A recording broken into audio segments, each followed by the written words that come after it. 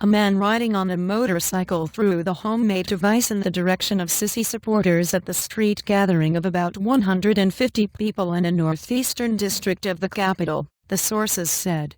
And former Army Chief Sisi, who was not present, is expected to win the election on May 26-27 after gaining the support of many Egyptians who backed his ouster of Mursi after mass protests against his rule.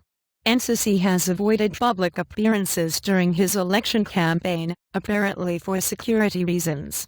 He said in a television interview that there were 2 attempts on his life, but did not elaborate. And Saturday's attack was the first targeting a campaign event. And Sisi's only competitor in the election is leftist Hamdeen Sabahi, who placed 3rd in presidential elections in 2012. And militant attacks have intensified and spread beyond Islamist strongholds in the Sinai Peninsula since Mursi's fall.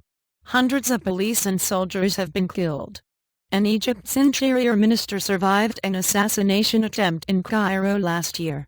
He said earlier on Saturday that security forces were ready to ensure elections would be held in safety.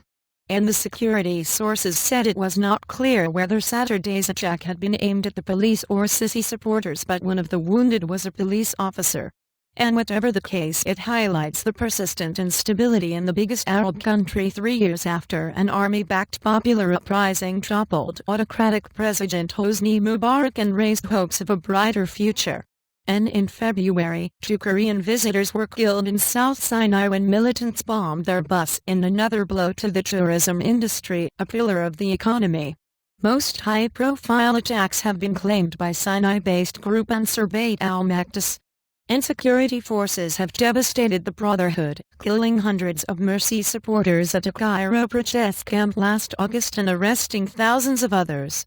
But containing the most hardcore Islamist groups in the Sinai has proven far more difficult, and security officials say militants based along the border with Libya are also becoming a threat.